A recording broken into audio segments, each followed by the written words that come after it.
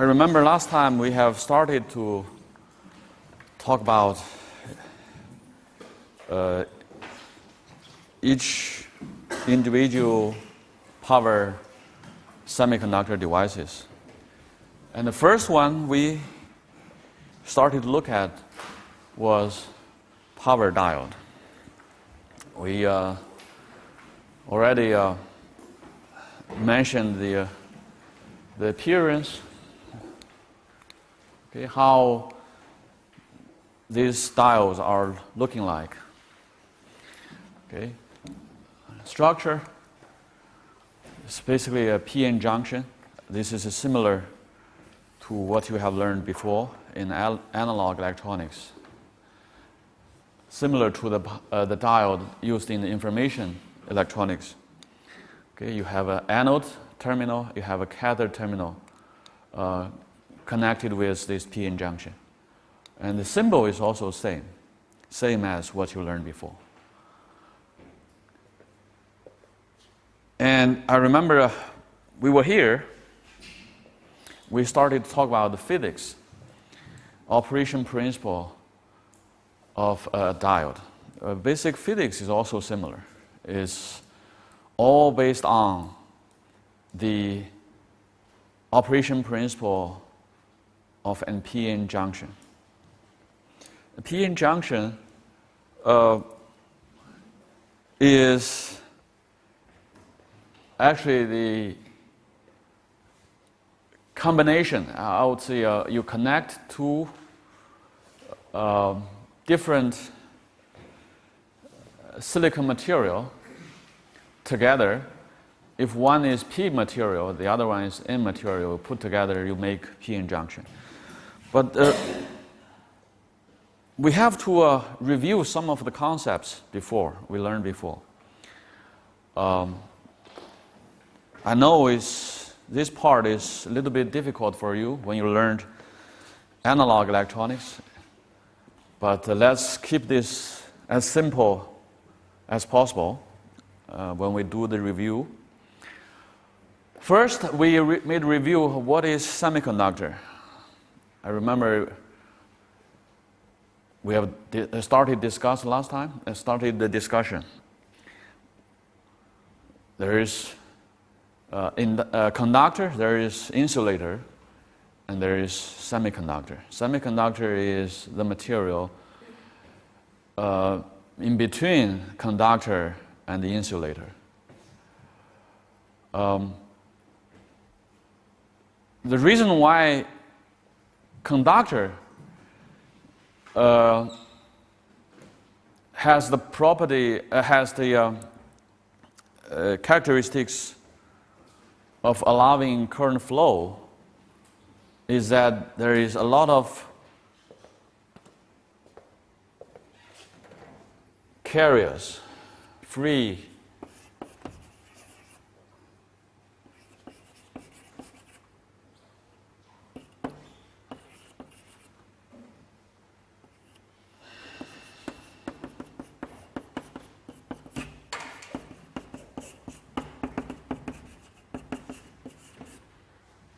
carriers.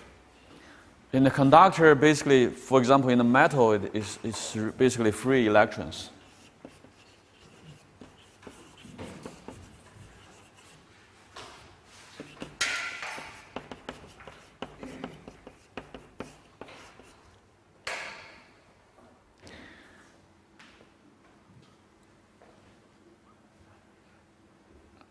And the reason why insulator cannot allow significant current flow is that there is very small density of free electrons or free carriers inside insulator.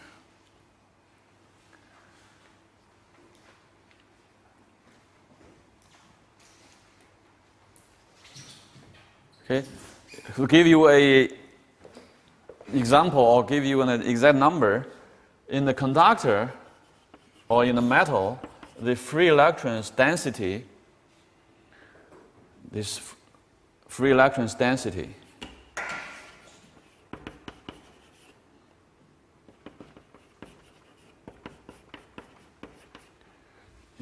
could be reaching 10 to the 23rd power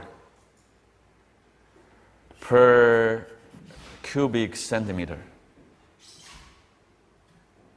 Every cubic centimeter you have such big number of free electrons. That's for conductor.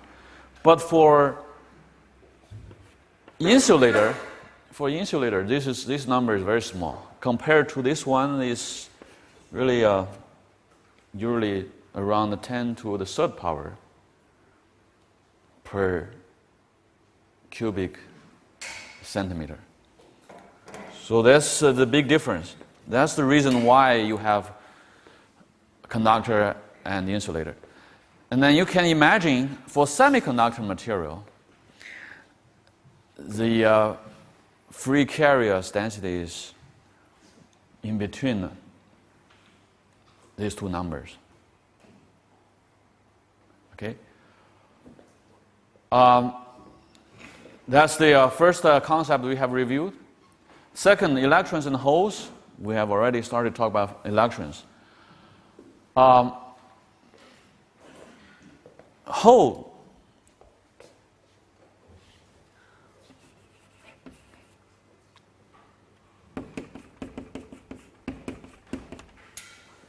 There is a special Chinese name for that. Electrons and holes.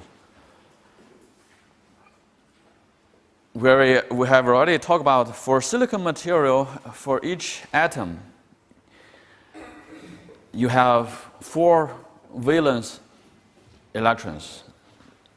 Valence electrons means the electrons that stay in the outermost layer.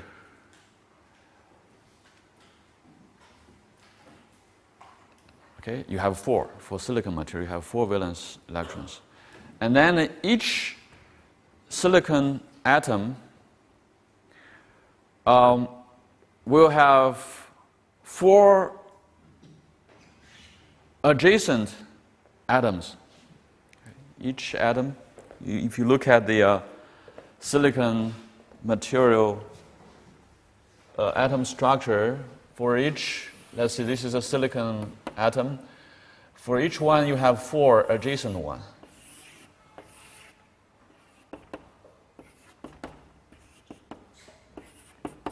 Okay, and then these 4 valence electrons of this, the 4 valence electrons of this silicon atom will interact with the adjacent 4 silicon atoms, and then it form, let's see,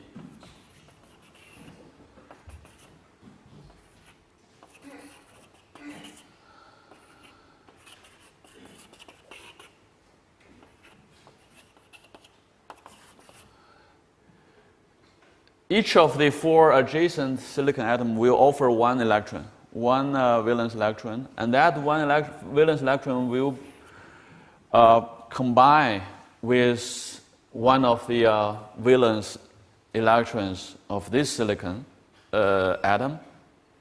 So totally you have, in the outermost layer of 1 silicon atom, you totally will have 8 electrons.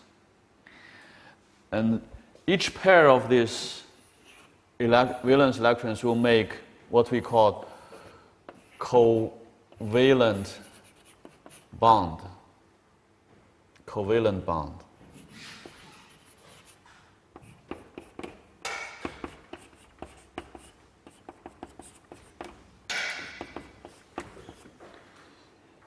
Okay.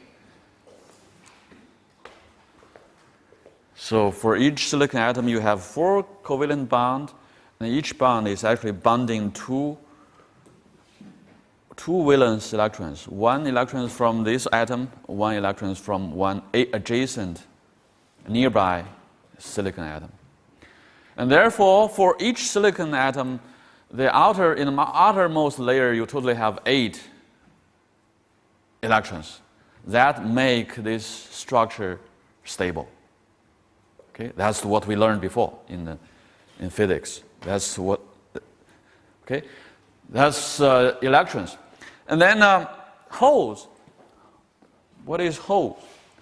Hole means when, for some reason, one electron, let's see, in the outermost layer of a silicon atom got some energy and escaped from the covalent bond.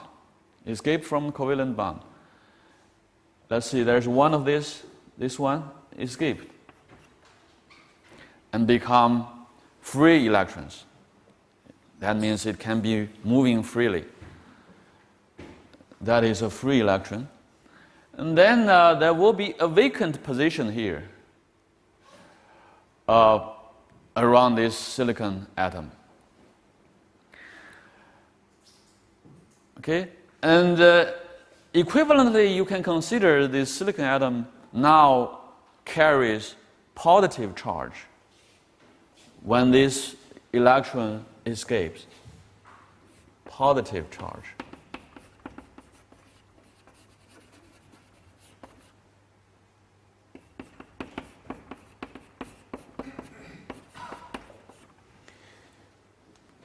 Because before this electron escapes, the total charge around this atom is neutral. Positive charge is equal to negative charge, so totally it is neutral.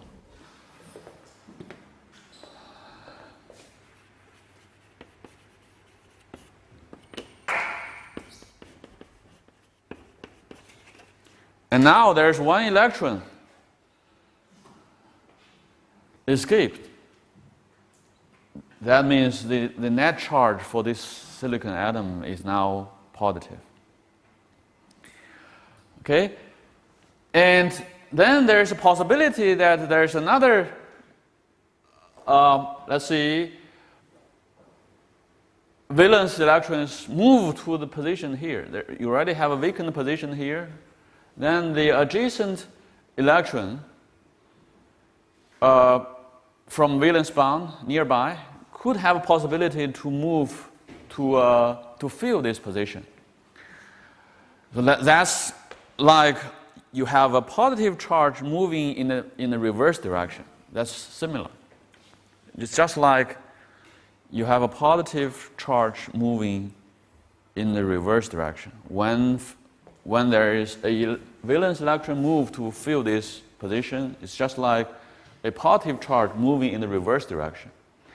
So in this sense, we say when there is electron escape and become free electron, we say it also generates a hole. Generate a hole. And that hole is carrying positive charge. Okay? So in a silicon material or semiconductor material, we always have free electrons and some free holes, actually. Those are the two kinds of free carriers. Okay, that's the second concept we want to review. Third one, pure semiconductor.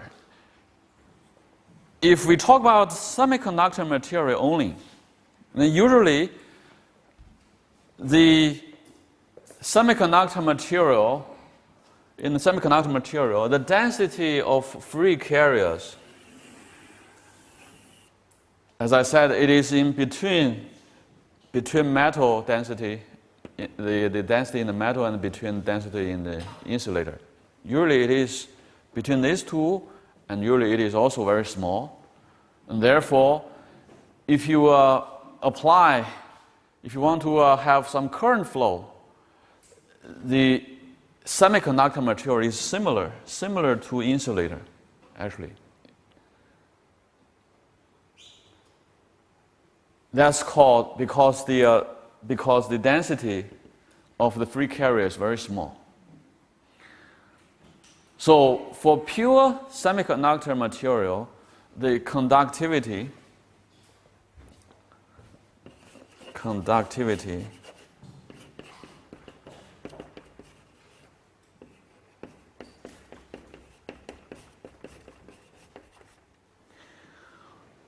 is very small, similar to insulator, because of the free carriers inside pure semiconductor material is very small. Conductivity means the ability to allow current flow. Okay, so we have a very special name for pure semiconductor, which is called intrinsic semiconductor. Intrinsic semiconductor.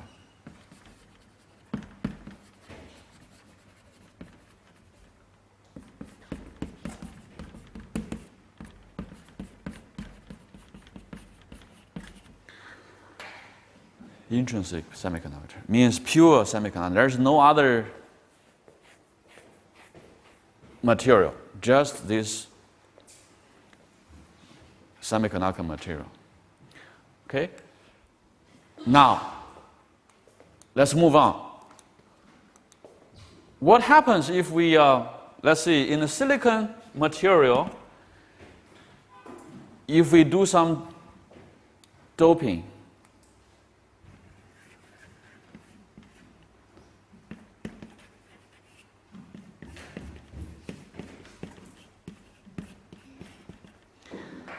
Doping means put some impurities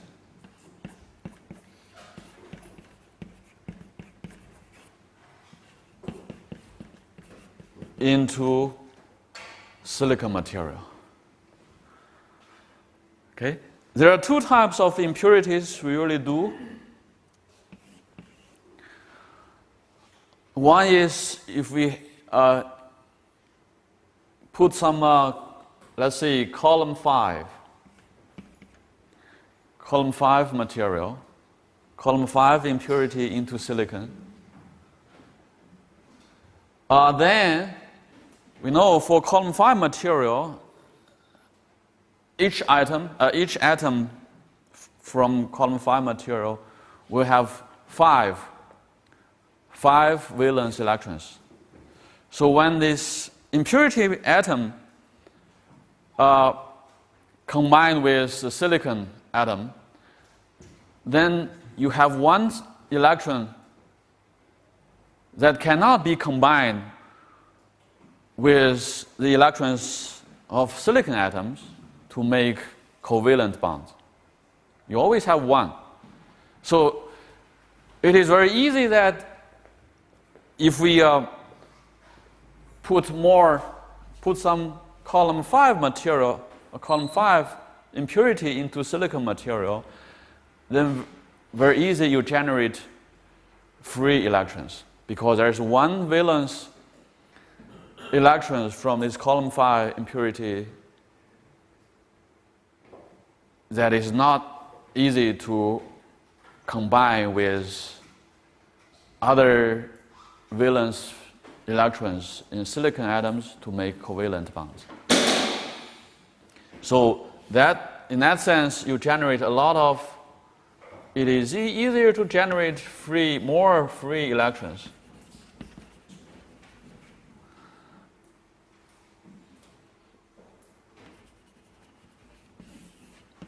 Okay, and then if you input more, let's see, input some impurities with column 3 material, then on the contrary, you generate more holes,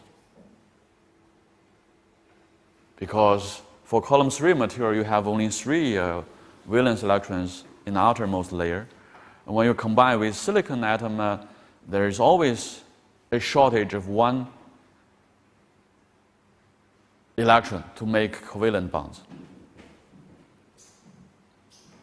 Okay, so you got the density of holes is higher. Okay? Okay. So input more column 5 material, you have higher density of free electrons. That's called N material. We have different names. N-type material. Then if you have more holes, then that's called P-type material. This is called doped material. And we can imagine the conductivity because of you have higher density of free electrons or you have higher density of free holes, then the conductivity of this doped material, no matter it is N-type material or P-type material, this conductivity will be higher than pure semiconductor. Conductivity of N-type or P-type material will be higher than intrinsic semiconductor. And this conductivity will be depending on how much density these free electrons or holes are. Or in other words, it depends on how much impurity you put into the silicon material. Okay? That's the concept of doping, the concept of P-type semiconductor, the concept of N-type semiconductor. Now it comes to p-n junction. When you put P-type material together with N-type, let's say this is the picture. This side you have P-type material, right-hand side you have N-type material. You put these two together, there will be a very special thing happen. Special thing happening. You see here, because P-type material, you have larger density of holes. And N-type material, you have larger density of free electrons. Then, when you put these two together, there will be density difference. Density difference.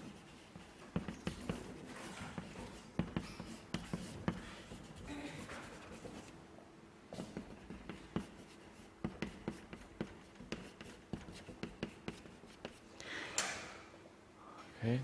Because if you look at the density of the free electrons, this side is much higher than this side. And if you look at the density of holes, this side, P side, is much higher than N side. So when you have density difference, we know there is always a tendency for these carriers to move from high density side to lower density side. There's always like this. This is the physical nature. So there's a tendency for the free electrons on the right-hand side, on the end, in the N region, to move towards P region. And there is a tendency for the holes in the P region to move from P to N. This movement is called diffusion.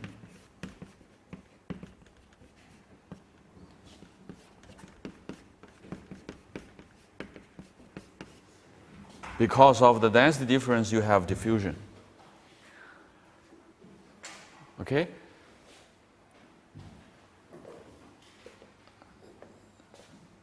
Then, because of this diffusion, there's another thing that is going to happen. You can see when the free electrons is moving from N region to P region, you left some positive charge here.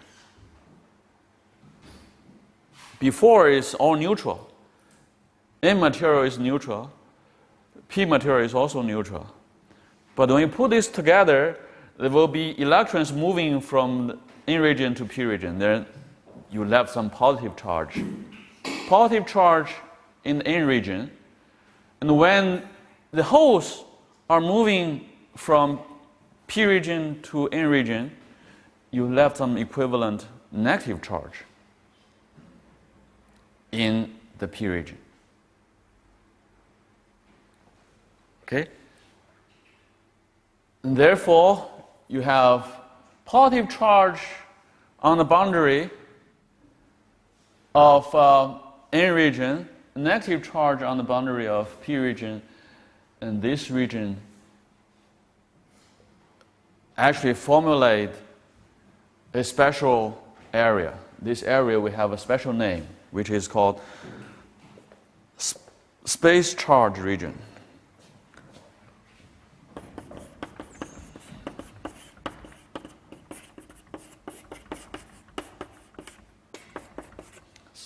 Space charge region. There are several other names, but they are talking about the same thing actually. Depletion region.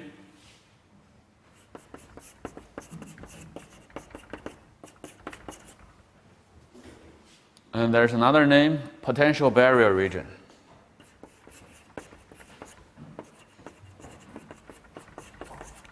These are all talking about the same thing.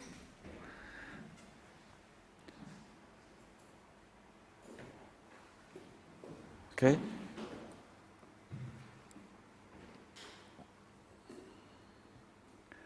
When this region is established,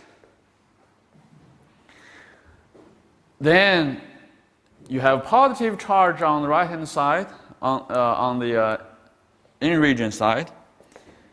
Okay? You have negative charge on the boundary of P region, positive, negative charge. That means you are actually establishing electric field.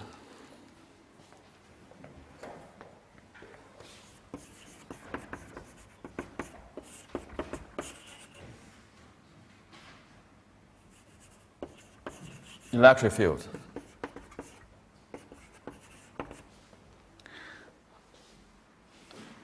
Because this electric field is established inside the material, then we have also put another word before. This is called inner electric field. Okay. So diffusion, density difference leads to space charge region, and then space charge region leads to inner electric field. Once this inner electric field is established, imagine there's another movement established. You see, if you look at the, look at this electrons here, the inner electric field established tends to make electrons to move, electrons move in the reverse direction of diffusion. Right? In the diffusion, electrons were moving from this side to that side because this is a higher density, that side is lower density. So electrons moving in this direction. But when this inner electric field is established, you can see that this electric field is actually push these electrons in the reverse direction. And this movement, this tendency of movement caused by the inner electric field is called, we also have a special name. That movement is called drifting.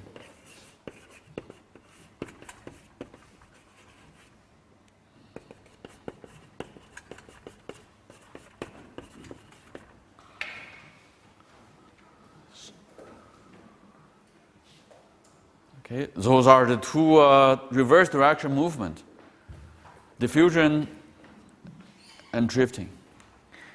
In the end, there will be an equilibrium of diffusion movement and drifting movement.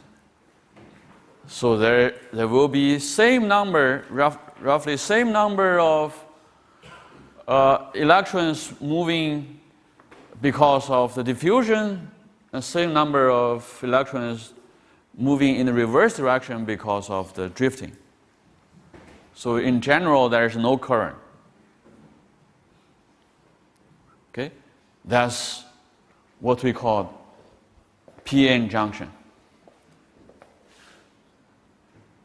That's what happens in the p-n junction. Similar things happen for holes. Roughly same number of holes moving because of the diffusion, same number of holes moving in the reverse direction because of the drifting.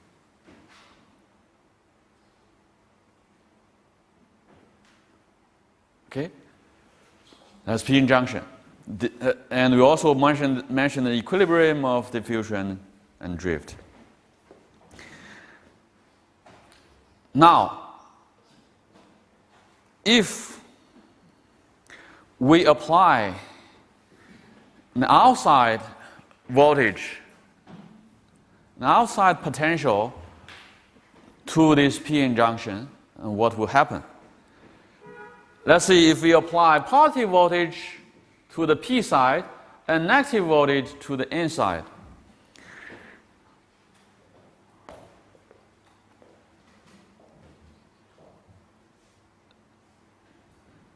You can see when we apply this outside potential across the p-n junction, you are actually generating an outside electric field. This side is positive, this negative, therefore the electric field generating is pointing from this side to this side, from left to right. This is outside electric field. And if you remember in the previous page, the inner electric field is actually pointing from right to left. You see that direction? From right to left. So the outside electric field is in the reverse direction of the inner electric field. That will make the width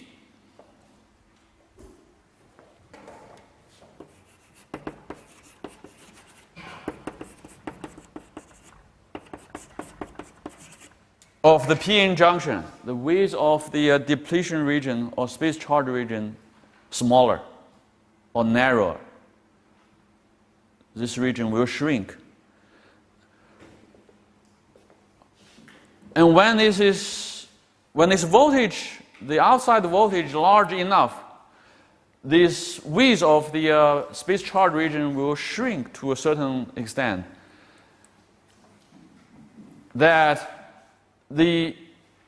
When this is shrink, that means the diffusion movement becomes stronger, drifting movement becomes weaker.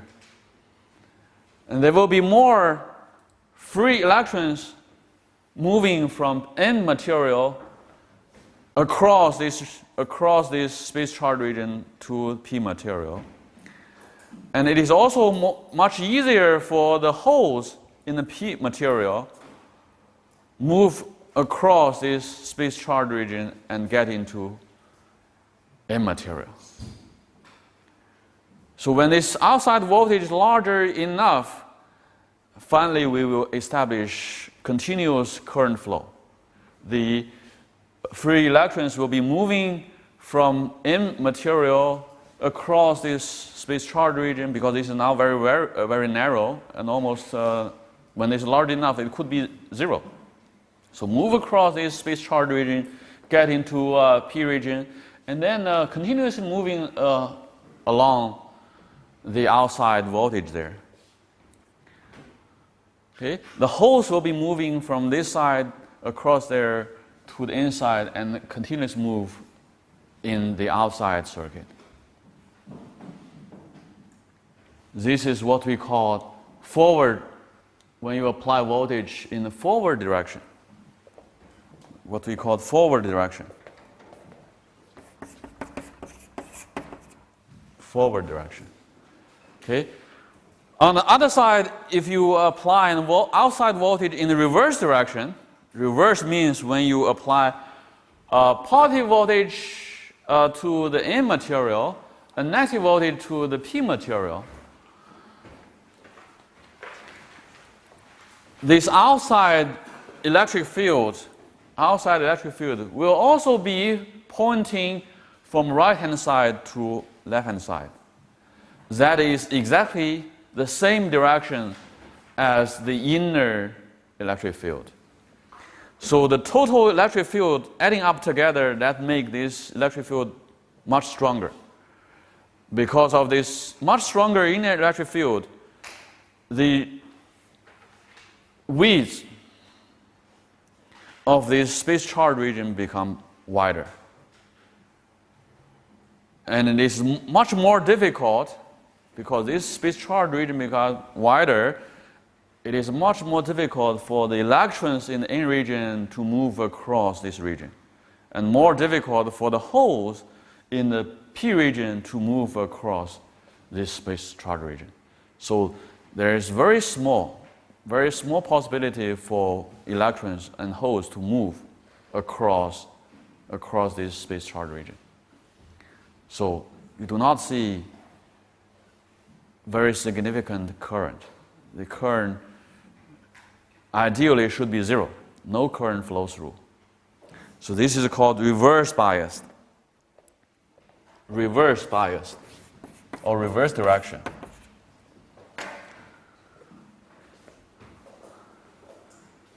Okay, so that is a summary, actually, or review of what you have learned before, similar things. So far we did not talk about anything new. You should have already discussed about this before. So the operation principle of a diode is actually based on the operation, the characteristic of a p-n junction in two different directions of outside voltage. When you apply positive voltage or apply forward voltage, then the diode will be conducting current. When you apply a reverse direction of outside voltage, then the diode will not be conducting current because of the p-n junction characteristics. Now, power diode.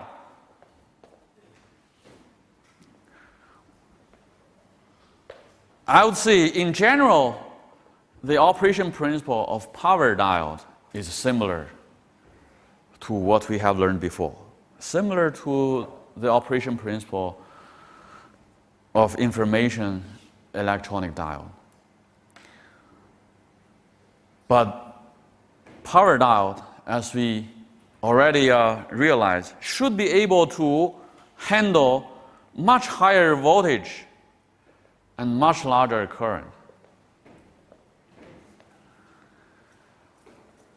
Okay? Much larger current means this power diode has the ability to allow much larger current to flow through. Okay? Much higher voltage, the ability to handle much higher voltage means what? Means you have the ability to block much higher reverse voltage. We're talking about reverse voltage. You are able to block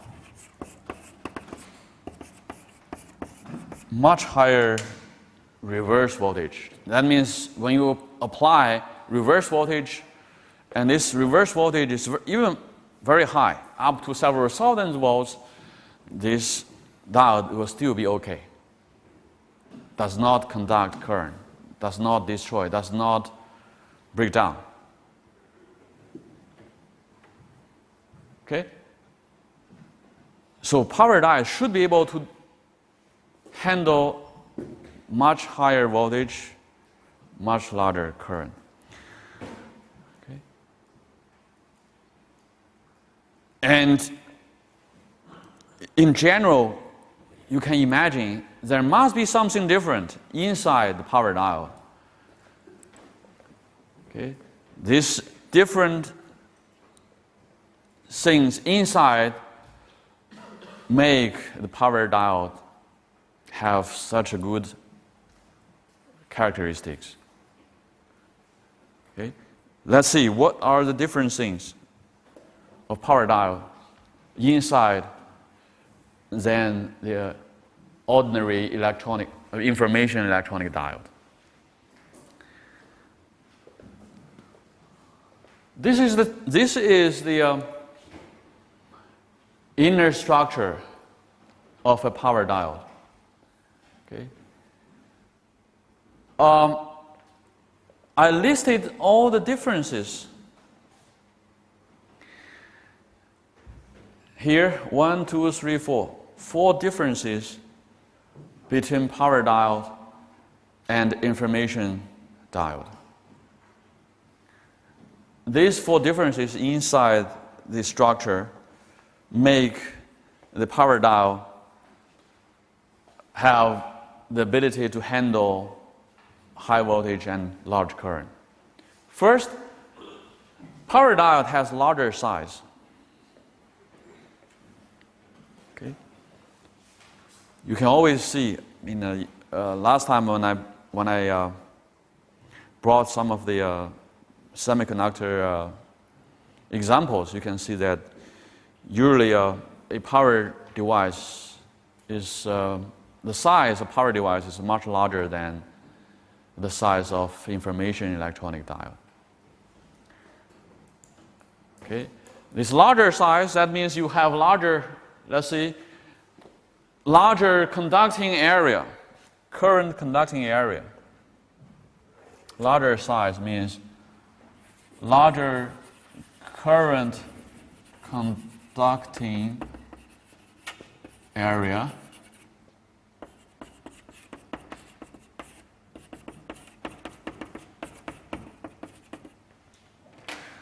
That make you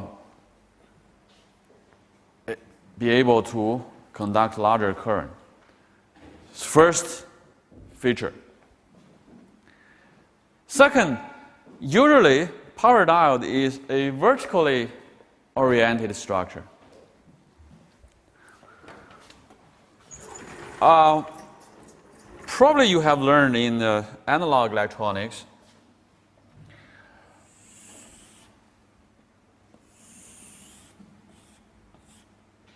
that for information electronics, the current flow, if this is a silicon material, silicon chip,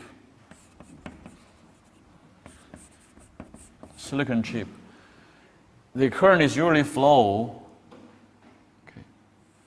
along the direction of this surface. The current flow in this direction. This is the chip, and the current flow in this direction. But in power diodes, in the power devices, usually, the current will be flow in this direction. This is called what we call vertically oriented structure. You see, this structure, this is the silicon chip direction, surface, and the current is also usually flowing from this side of the surface to another side. This is what we call vertically oriented structure. The reason is one. In this vertical structure, again, that will be very helpful to create much larger current conducting area in this vertical structure. Okay? Therefore, you have a very good ability to conduct large current. Okay? So these are the second feature. Not just for diode, but also almost all the following power semiconductor devices, they have vertical structure, vertical oriented structure. in order to have the ability to handle large current. All right. So these two features are about how to handle large current. Now, how to handle higher voltage?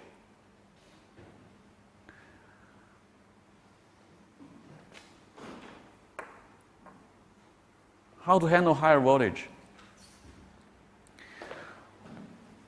As I mentioned, when we talk about the ability to handle higher voltage, that means the ability to sustain very large outside reverse voltage, and still this diode is not destroyed. We know usually when this reverse voltage is getting higher and higher, there is a limit. Okay?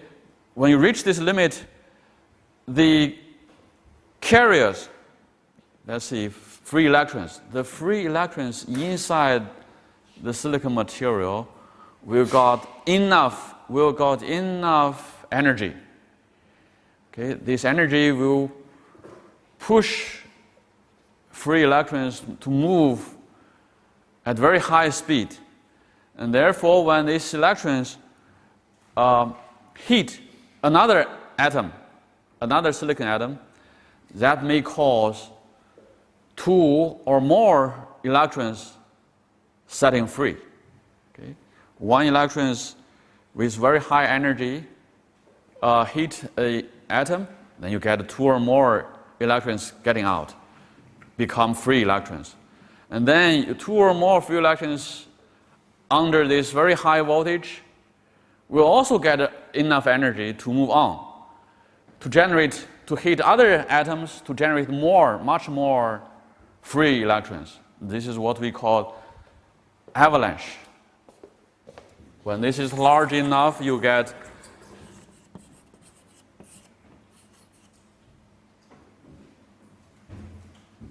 avalanche. Well, let me. What is the avalanche?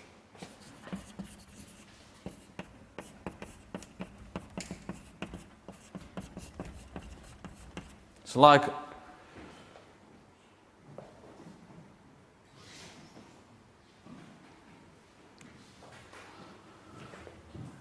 we have a special name for this phenomenon, which is called avalanche breakdown. More and more free electrons generated, therefore, you get a very large current flow through. This diode can no longer be blocking very high reverse voltage.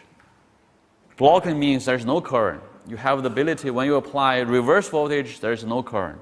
But now, because this reverse voltage is too high, when it reach a certain limit, this diode can no longer block this reverse voltage. This is called breakdown, reverse breakdown, or avalanche breakdown. For the information electronic diode, this ability is very small. It's usually several, at most up to 100 volts. Usually it's just tens of volts. Now we want to make sure a diode has the ability to block up to several thousands of volts and still can block this voltage and guarantee no current flow through. How do we realize that? Okay. That's the basic feature. How can we realize that ability? The key is to have another region. It is not like in the ordinary information electronic diode. There's only P region, N region, and between you have P-N junction. In power diode, we have an extra region put between P region and N region. This extra region has a special name, but by nature is actually an intrinsic